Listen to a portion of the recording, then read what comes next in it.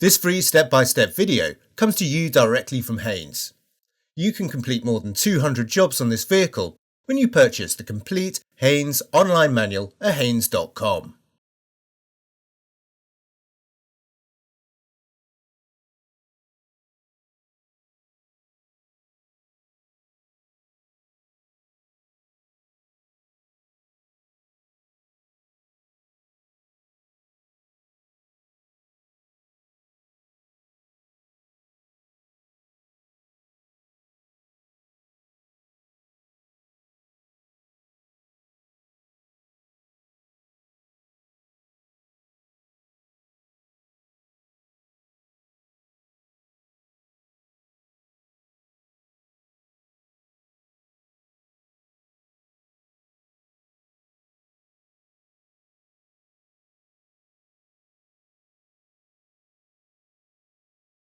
Ensure that the vehicle is parked on a level surface. Residual fuel pressure always remains in the fuel system long after the engine has been switched off. This pressure must be relieved in a controlled manner before work can commence on any component in the fuel system.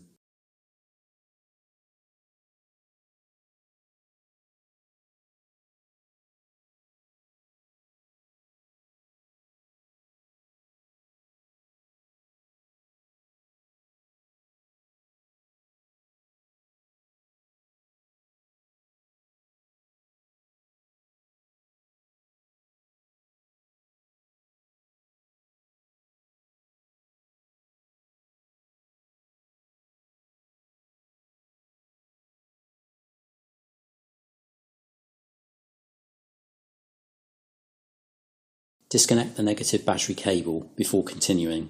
The battery is located at the rear of the engine compartment, under the bulkhead.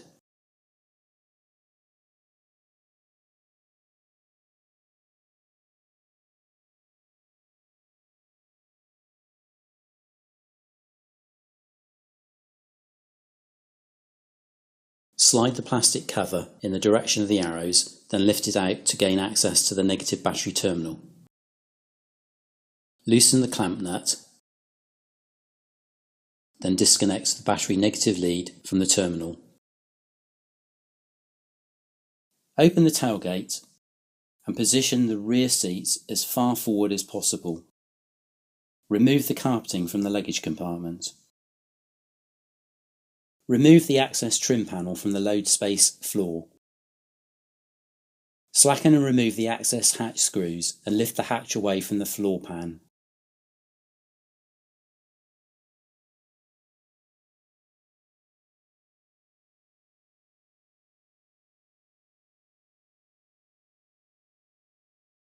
Unplug the wiring connector from the pump/sender unit.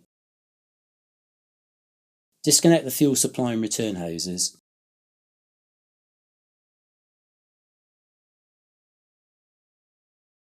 Place rags beneath the fuel hoses to catch spilt fuel.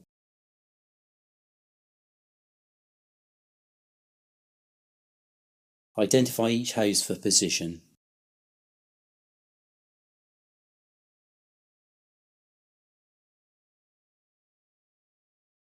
Note the location of the arrows and support ring, then unscrew the plastic ring securing the pump/sender unit in the tank.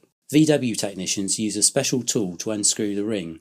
However, two screwdrivers engaged with the slots in the ring and crossed over each other may be used with success. Alternatively, use a pair of large water pump pliers to loosen the plastic ring.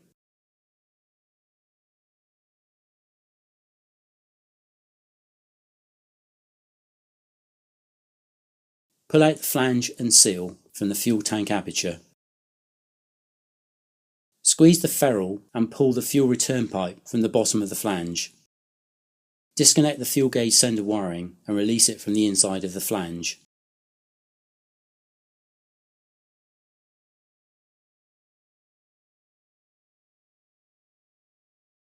Turn the inner section of the baffle housing anti-clockwise approximately 15 degrees.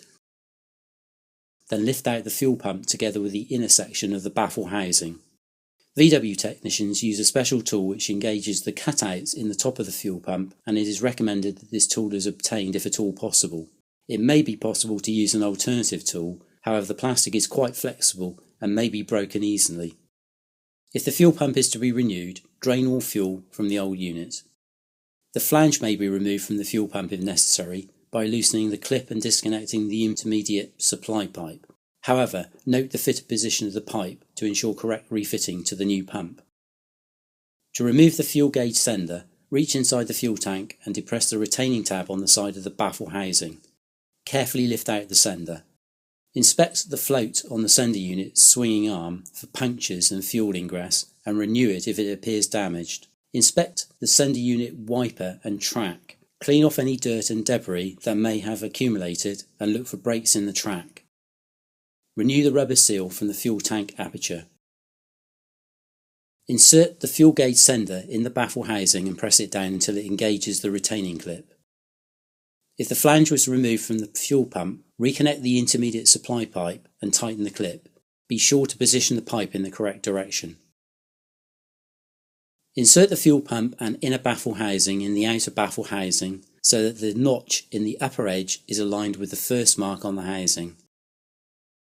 Push the fuel pump / housing down and turn it clockwise until it is aligned with the second mark on the housing.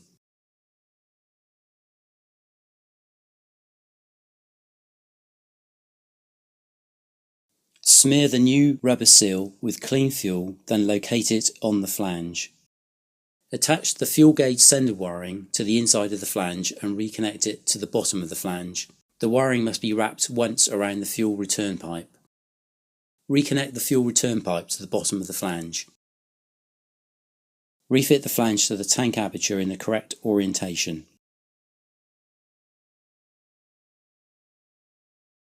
Screw on and tighten the plastic ring.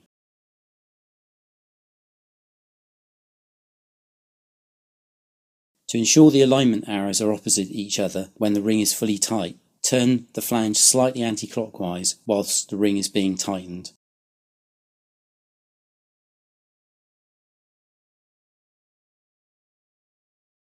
Reconnect the fuel supply and return hoses to the noted locations.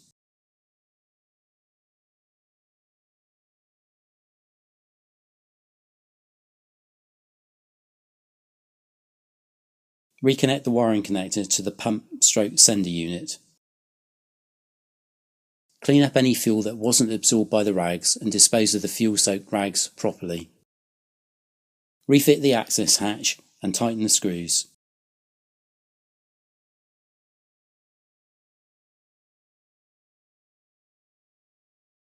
Refit the trim panel to the load space floor.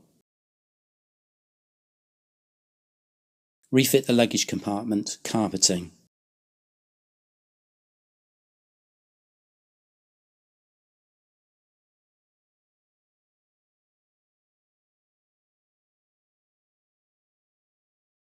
Reconnect the battery negative lead to the terminal and tighten the clamp nut.